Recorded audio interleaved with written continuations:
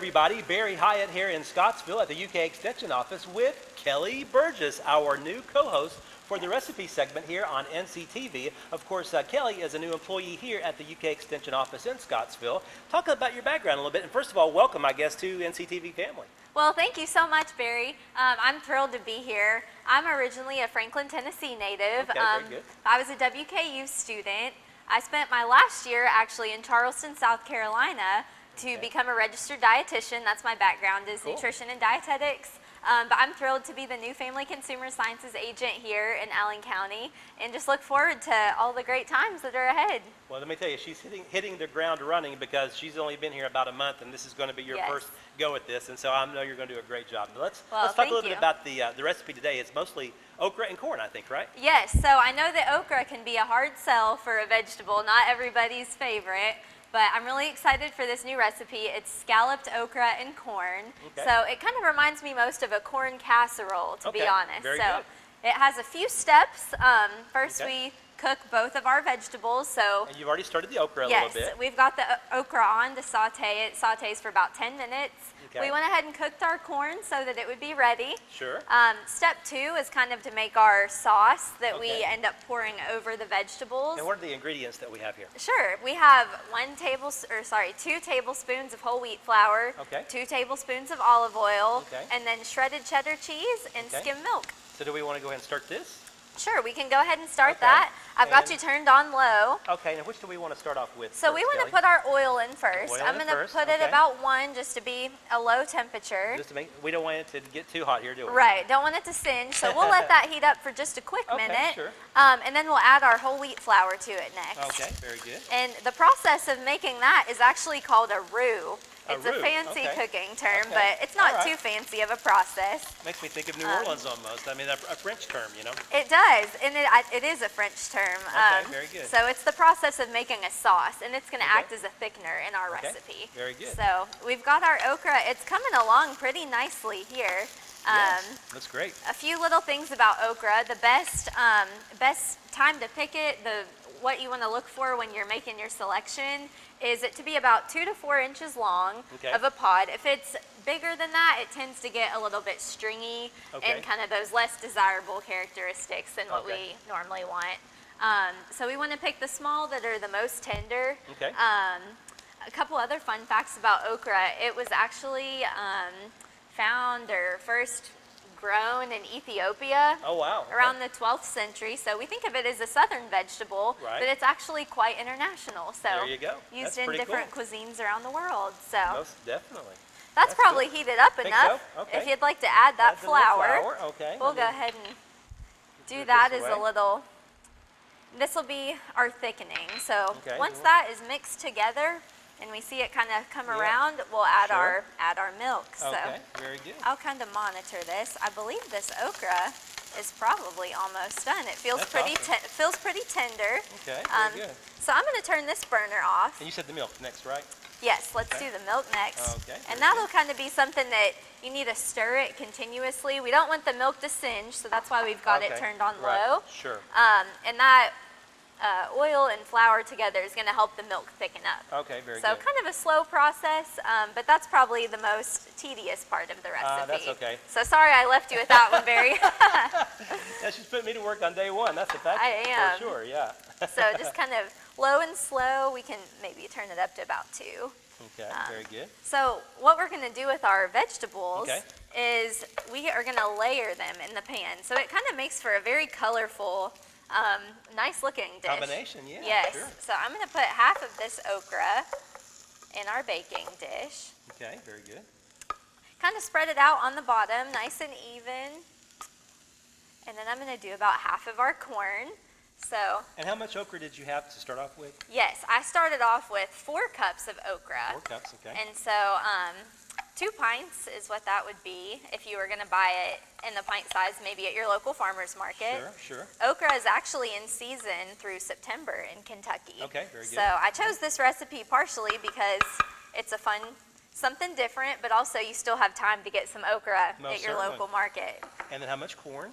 Corn, we have a total of 1.5 cups. Okay. So if you're measuring out about half and half, you'd want to do about 2 cups of okra, and then 3/4 a cup of corn, and then the same process again. And now you're putting the okra back on top of the corn. Okay. Yes, so we kind of do 2 layers of each is what we want to aim for. Of course, in Kentucky, they're big college basketball fans. In Tennessee, big football fans as a general rule. I mean, they're fans of both sports in each state. But I'm thinking here the green and the yellow, that's making me think of the Green Bay Packers. So if you're a Packers fan, you may want to try this recipe maybe at a tailgate or something. Try it for your next party. There you go. And the great thing about it is these vegetables are fresh in season right now in Kentucky. But if you happen to have extra okra and corn growing, you can also freeze them. You can preserve them by blanching, which is just a quick bath in boiling water. And you can preserve them by freezing that way, and so you can make this summer recipe even in the winter if you feel like a little taste of summer. Yes. So well, that's another southern staple too, is canning vegetables and freezing things as well. So yeah. And I do want to give a special thank you to Bennett Farms for donating our produce for today. Wonderful. So it really is fresh right from here in Allen County. Outstanding, outstanding. Now, as far as this is concerned, are we going to go a little bit longer, do you think? Let's see. Is it still too it liquidy, looks like it's starting to thicken up pretty well. Let's go just maybe another second or 2. Oh, that's fine. I was wanting to make sure I wasn't doing anything wrong here. So. No, you're doing great. You'd never know. I think you were the old pro here. Well, the old part is probably accurate for sure. That's a fact. But now when we get this finished, this is going to go over our combination, right? So we're just going to pour that over it, and it'll kind of fill in all the little nooks and crannies down in there. Very good.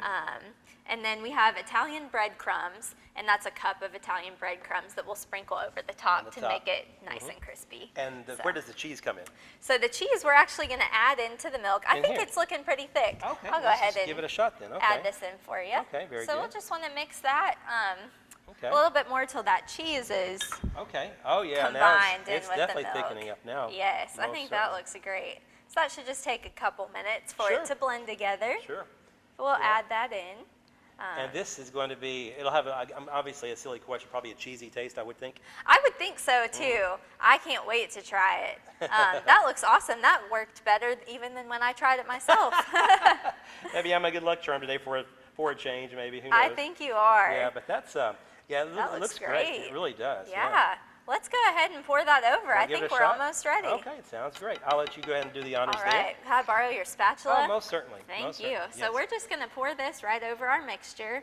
You don't have to be too precise because since it is a liquid, it'll fill in. Most certainly. Fill in all those little spaces and give it that nice creamy texture. So I really think that this is a fun way to enjoy okra in a new way. Of course, I love fried okra. I don't know about you. I do too. Of course, here on the recipe segment, we normally try to go with a more healthy version if we can. Exactly. Of course, but I'm like you. I love the fried okra as well. By using our whole wheat flour and skim milk, lots of vegetables. Of course, we really are creating a healthy recipe option here. So, and this is your breadcrumbs, you said? Yes, this is our Italian breadcrumbs. Okay.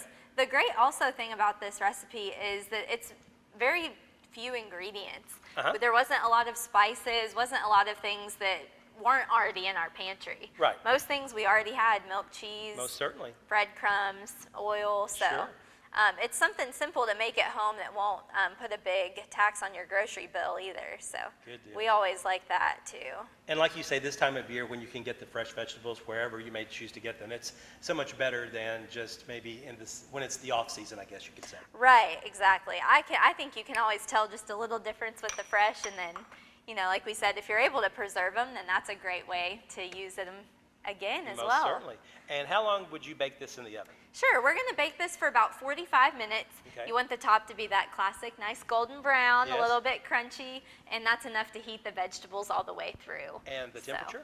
It's going to be on 350 in our oven. For 45 minutes. Yes. And by the magic of television, as our friend Janet Johnson used to love to say, yes. Kelly has already made one. We're going to show you a picture of that right now as well.